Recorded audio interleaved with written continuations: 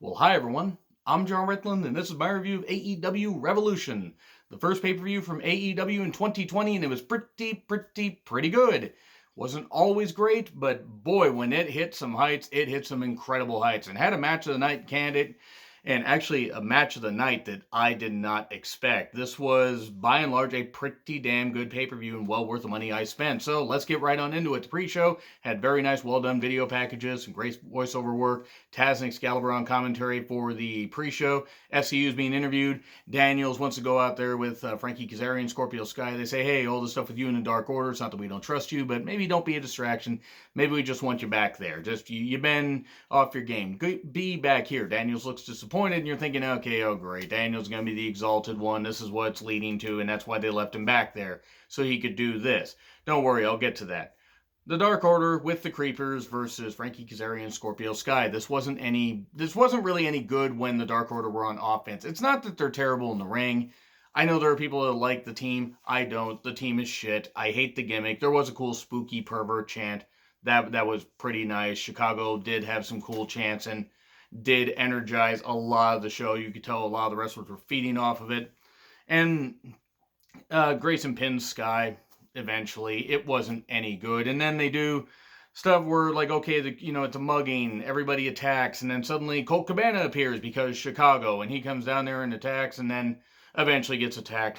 And oh no, we see, the Dark Order music hits. Oh no, it's the Exalted One. He shows up, he's in the robe and everything, and then he takes off the robe and it's Daniels, and he fools him, and he runs down there, and he dives on him, and SCU and, company chase them off. Okay, cool. So he's not the Exalted One. It's probably Matt Hardy or Brody Lee. I don't really care because the gimmick isn't any good and no leader is going to fucking save it. Those who like it will like it. This is very early 90s WWE, WCW. It's worse than the Dungeon of Doom.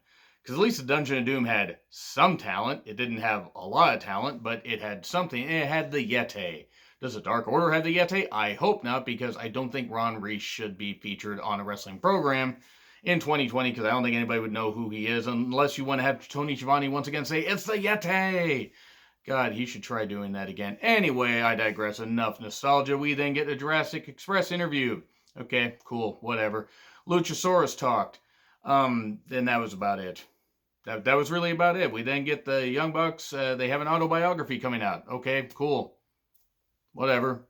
I mean, they are self-made. They have done quite a bit of stuff and have proven that you can make money outside of WWE, outside of a big company. They do incredible on their merch, so credit to them there. I still don't really care for the Young Bucks, but oh wait, I might praise them a little bit later.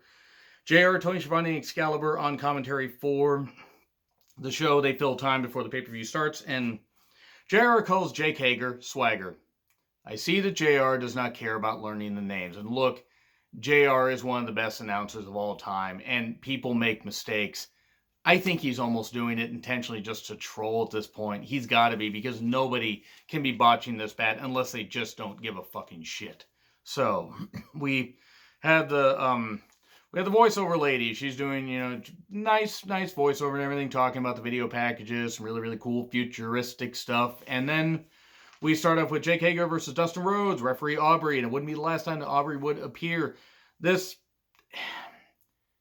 match happened in WWE before. I think it was like on one of their main event programs, or Superstars, or whatever it was. And I know it happened, and these guys are obviously in better shape, especially, Dustin. Dustin has gotten himself into incredible shape in the past number of years. I know what they were trying to do here. They were trying to get this match out of the way, because they figured, okay, let's open with somebody that's going to get the crowd hot, like Dustin, and then Hager's going to do his MMA stuff. And I get it. The crowd was chanting Jericho's bitch at Hager. That was pretty cool. But there were some cool liver shots, because he was trying to do the MMA stuff, because he has been doing MMA and Bellator. And I know what they did. I know why they were doing it, but I didn't really feel this match. It wasn't bad. It was just very basic. It was very pedestrian. There was some blonde that was coaching Jake Hager, that was in the crowd, and somebody revealed, oh, that's his wife. Looked like his mother, because she looked to be about 60 years old. That's needlessly mean, but seriously, she looked kind of old. So anyway, cool. She then gets a kiss from Dustin Rhodes. It's a kiss from a Rhodes on the grave. Well, anyway, we get that. We get, a step spot where maybe Hager got, some sense knocked into him, and maybe he'll, oh, I don't know, stop supporting Trump. If only he would, if only, but I digress. Of course, Hager gets the victory. Of course he would. He gets a choke. He chokes out Dustin and wins. And he should have won. Hager should have. As much as I may not like the person, the wrestling character should have won. And he did. And it was the right call. It went a bit long, but it was fine. We then get AEW Blood and Guts. It's 2 rings and it's, cages. So it's going to be their version of War Games, essentially. Which makes sense because Dusty invented War Games and WWE has had good War Games, but have decided to prostitute the name and stuff like that. So it should be Cody's, and they'll call it Blood and Guts. They'll call it this kind of visceral, but hey, it'll be kind of cool to see. So we get Darby Allin versus Sammy Guevara. This is all based around the fact that, stemming from the fact that Darby had his voice box damaged because the skateboard was used on his throat. So how were these guys going to, follow up that match? How were they going to energize the crowd? I can picture it. Sammy is like, hey, Darby. Oh, hey, Sammy. Hey, you want to go out there and just absolutely kill each other on pay-per-view, Darby? Sure, I always do shit that I shouldn't do to my body so I won't walk in 5 years. Let's fucking do it. That had to have been the conversation. It had to have been something like that because these two went out and absolutely murdered each other. And that was before the match started. There was... The bell didn't even ring for a while. It started outside. Darby just doing this incredible dive. He really dives differently. It's like he's trying to hurt people and just use himself like a human missile. At one point, he did this one dive, and he just landed, on the floor, hitting the guardrail, laying on the floor. Darby, I don't know why you wish to leave this mortal realm so soon. 6:30 through the table by Sammy. Again, match hasn't started yet, and then the bell rings, and the match goes 5 minutes after that. So they've done all this action, all this shit. We get... an armbar, we get an apron landing. It looked like, Sammy could almost roll his ankle there. Spanish fly off the top. Some great moves, some quick near falls. And then we get the stunner. And we get a beautiful coffin drop like halfway across the ring. And Darby Allin wins. Big pop for that. Darby gets a huge pop. He is going to be their Sting. He is their guy. He's like their Sting, their Jeff Hardy. Hopefully without the bad habits. Besides maybe just being crazy. And I love Darby. I've met him a few times at indie shows. The guy is absolutely incredible, and he is a super nice guy. He's very down to earth. I just want to see him wrestle longer, and I worry with bumps like that he's not going to. This match, though, this was fun. This was so much fun. This got me into the show. The first 2 matches, not so much. This match really did because it was just these 2 guys going out and freaking murdering each other. And then a match I did not expect to like at all. Kenny Omega and Hangman Page, or Hangman Page, because JR can't pronounce things, versus the Young Bucks. AEW Tag Team Championship match, and this is my favorite match of the night. This may be on my favorite matches of the year list. I was really surprised by that. And I actually go back to how I felt about the Young Bucks versus Kota Ibushi and Kenny Omega, the Golden Lovers, A Strong Style Evolved 2018. I did not expect that match to be as good as it was. And it was good storytelling of Omega's friendship with the Bucks and also with Ibushi and this kind of stuff and all this. It was good. It was really, really good. I was really surprised by how good this match was.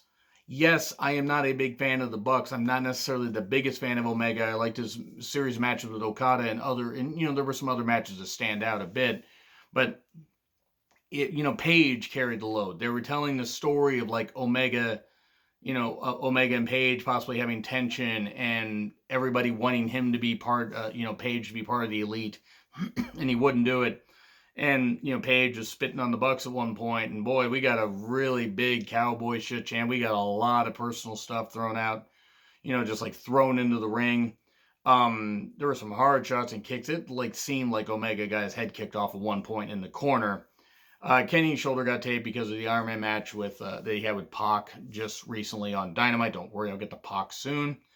Matt and Page, they get in the ring. They start having a nice scrap. Chicken wing by Page, going to either Marty Scurll or, I would imagine Marty Scurll, but it could be going back to Bob Backlund, but I think it was Scurll. Because Scurll is still part of the Elite, sort of. And, 450 from the Bucks after, one of the Bucks gets out of them. I think it was Matt that hit the 450. It could have been Nick. Sometimes I get a little bit confused because I see them doing all their flippy-doo-dah shit. They do an indie taker on the ramp on the page. Ouch. We had a table spot. No DQ. No DQ at all. The ref's like, fuck it. I'm just going to throw this stuff out. The buckshot trigger for 2. Tons more near falls. We get Page doing a one-wing angel because Omega can't do it because of his shoulder. And then we get a buckshot lariat for 3. That match went 30 minutes. And the pace never slowed down. It was great. I can understand why some people may not like it, and I did not expect to like it at all. So I'll say this. If I like it, you guys might like it more than you expect. Maybe not. And again, not the biggest Bucks fan, not the biggest Omega fan, but my God, I can't ignore how much fun and how good that match actually was. Was it a scrambled mess? Sure. But this actually worked. Normally it doesn't, but this one worked. So, we get Page still not wanting to join the Elite, and he does this thing where it's like, he looks like he's going to do the buckshot, like he's waiting for Omega to turn around. He does it, and then stops. And I was like, oh, they got me with the thing. That was good. Watch Omega be the one to turn on Page. But anyway, and apparently, before we have the women's match next, but apparently, I guess Chris Statlander had a fever because she's not used to Earth's atmosphere, according to Excalibur. And JR was kind of like just not confused. Shivani was laughing it off. Shivani's having a goddamn blast, and it's great to hear.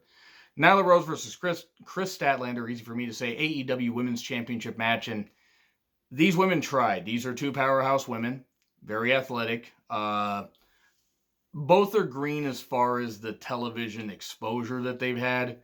But they really did try hard. They were also put in the death slot. That was a hard match to follow up on. And I don't get why they put the women here. I guess I kind of do. But to me, I would have put the women on after Darby and Sammy and then put the tag match here. But it is what it is. The crowd was exhausted. There was a cool power. There was some nice power for power spots, as both women are very powerful. Bad landing on a dive by Chris Statlander. Why are there so many bad dives? Beautiful spear from Nyla, just running from the ramp, hitting a diving spear through the ropes. That was some cool stuff. The pace was a bit slow, but you know what? It wasn't bad. They were trying. Now, I can't say this match was great, but I'm definitely not going to say this match was bad. However, there was a brain buster off the ropes where Statlander almost dropped. She almost, shattered her knee, and she almost dropped Nyla on her goddamn head. And then the Beast Bomb off the ropes, and Nyla, kind of got her feet tangled up in the ropes, and just thankfully saved Chris Statlander from getting hurt. Both these women are professionals, but as much as I do respect both these women, I really do. I never, as a fan, want to see moves like that again. Never do stuff like that again. Just, that was some scary stuff. I'm not saying don't ever wrestle again, but for the love of fucking Christ, please don't do stuff. I want you to have a long goddamn career, good fucking God. But we go from that, which wasn't bad, to it could have been on TV easily. I'm glad both these women got a pay-per-view payoff, though. Cody's entrance and MJF's entrance. MJF had a really fake tan, and it was kind of alarming. MJF had a cool look and everything with the robe, and Wardlow was there looking confused, intimidating but confused. And then Cody had downstate, do a live performance of his theme. This is one of the worst musical performances I have heard at a wrestling show. Fucking hell. I don't know if it's the acoustics. I don't know if the guys just don't sound good live at all. I don't know if they were just blackout drunk.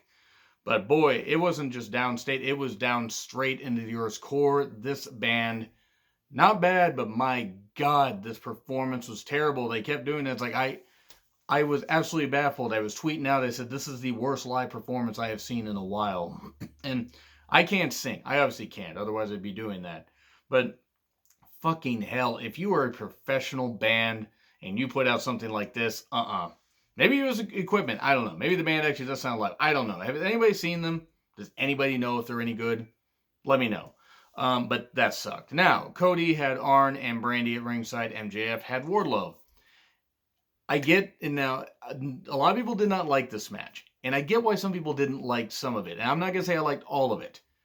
This match was much more about storytelling than it was about in-ring work. Now, was all the in-ring work great? No.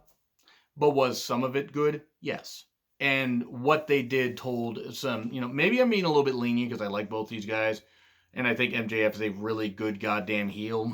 Is he great in the ring? No. Is he serviceable to good to decent in the ring? Yes. And Cody got a weird neck tattoo, which a lot of people found distracting. I actually totally forgot about it until people pointed it out. We start off how Cody wants to get MJF, and MJF kept stalling, doing the old things like Jay White's been doing it a lot in New Japan, and I mean Kenta's done it. Other heels have done it over the years, but I'm just using those guys as examples as far as recent examples. And MJF's just trying to get him going. He hits a Cody cutter at one point, gets a 1. And then because he broke his toe doing that moonsault in the steel cage recently against Wardlow, that was the focus. Broken toe was the focus. It's Cody Toads. I'm doing horrible wordplay here. At one point, Brandy gets upset at what Wardlow's doing and throws a beer in Wardlow's face, and then Cody does a dive on him when he goes around the corner. Brandy's involvement in this match, I get it. She is Cody's wife. It feels like a vanity project every time she's out there, because as a heel, she wasn't very good. As a face, she's just not very convinced. I just don't really care for Brandy on TV. As a person, got nothing against her, but I just really do not care for her at all. And I thought she took away from this match a little bit. I get why she was there, but Arn would have been just fine. But anyway, I don't know. Maybe it's the fact that Arn and Brandy need to be there to even kind of put a dent in Wardlow. And then Cody does a dive, and there's some scary stuff. And at one point, and I know that JR was trying to say it about the toe, but he says, so the toe is on the right foot. And the left foot, JR, that's how anatomy works. I know that sounds like I'm nitpicking. It sounds like I'm being so mean to JR. But anyway, enough of that. MJF focuses on toe. Even takes, the boot off and starts biting the foot. And the crowd's like, you sick fuck. Focuses on the arm and the shoulder. That was some good stuff. MJF at one point takes a disaster kick and then blades because he's off camera for like a while and then is suddenly bleeding. I guess from the kick. Or something. Well, what caused MJF to bleed? Does anybody know? Because I missed it. If it wasn't a disaster kick, I totally missed it. He either bladed or he got caught. And I mean, I would imagine he bladed, but it was kind of bad because he was gushing quite a bit. He did a heat seeker, he stood up, got Cody's head between his legs and slammed his head into the mat. Then the referee sees the feet on the ropes and just looks at Wardlow like, really? What the fuck are you doing? What are you doing?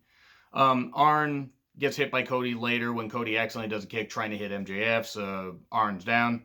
And there was a suplex spill outside where Cody does a suplex and they just both go over it. It looked really scary. I'm glad both are okay.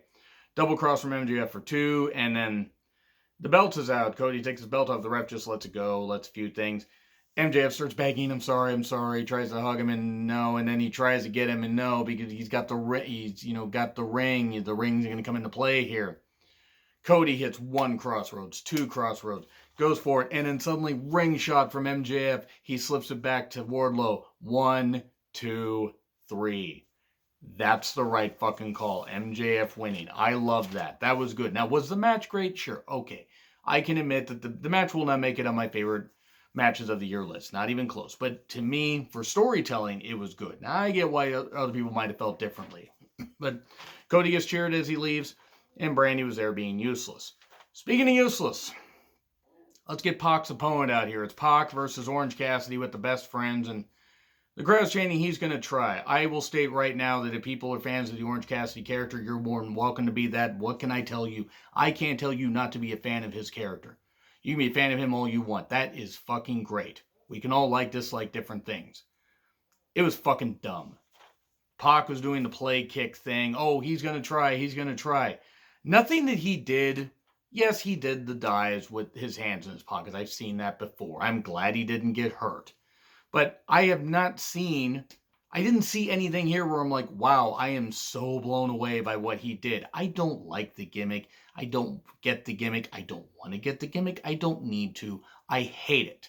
And that's going to be 5 things that I hate about Orange Cassidy. And yes, maybe I'm being a little bit cynical. Oh, you can call me the old man that yells at a cloud if you really want.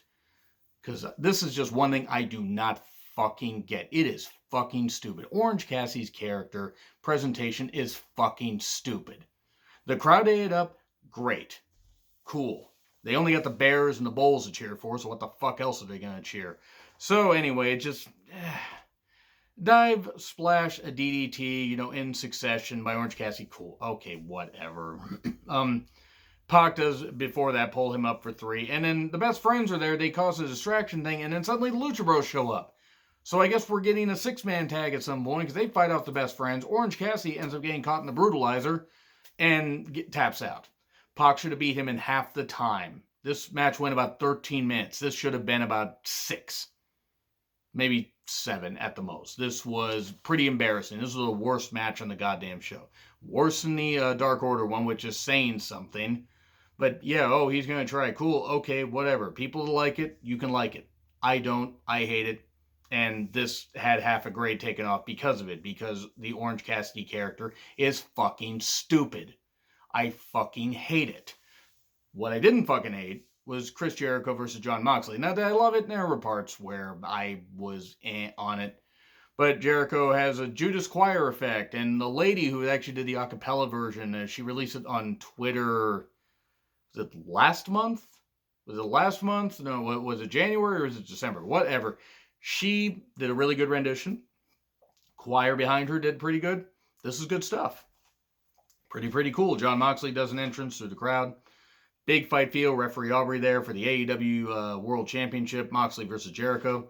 Santana and Ortiz in Jericho's corner. It would not be the only Inner Circle members that would appear. It goes outside immediately. Jericho's trying to get disqualified. Aubrey's out there. Guardrail usage. Minoru Suzuki is proud of this guardrail usage. Not that he's the only one that's done it. At one point, Jericho gets the camera and does the flip-off thing. The same thing he's done in New Japan. This was very New Japan-esque, the way they did this stuff.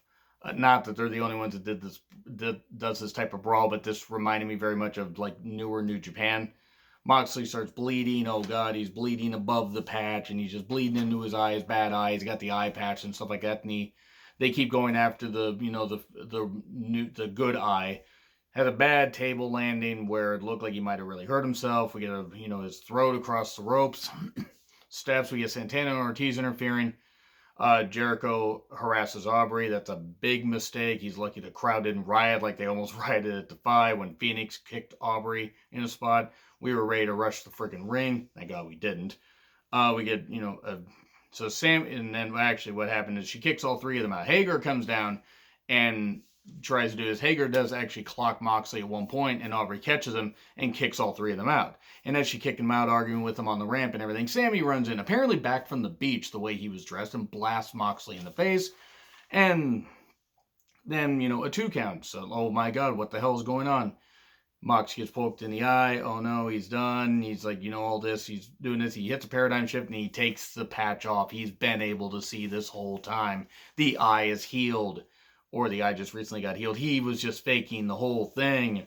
He can see. Another paradigm shift. 1, 2, 3. Moxie 2 belts is here. Thank you, Bobby, for that. Thank you. Thank you so much for that. Yeah. New AEW World Champion. Le Champion is no longer the champion. And Moxley cuts a promo. I love this shit. Thanks, fans. The AEW family. The music starts hitting because they think he's over. He's like, hey, what the fuck? And that was pretty good. He got JR, Shivani, got Excalibur laughing. So that's pretty funny. So yeah, new champion. Now, I can't say that everything about this show is perfect. I'm not going to call this an A show. I'm not even going to call this an A- show. But I'm going to call this a B+ show. This was definitely something I'm very happy I ordered. Few of the matches will stand out. I, again, hated Pac versus Orange Cassidy, and I didn't hate, but I didn't like a couple of the other ones. So I can't call it a perfect pay-per-view, but it was much more good than it was bad. Anyway, let me know what you guys think in the comments. Like, share, subscribe, Twitter handle in the description. I'm John Ritlin. I'll see you soon.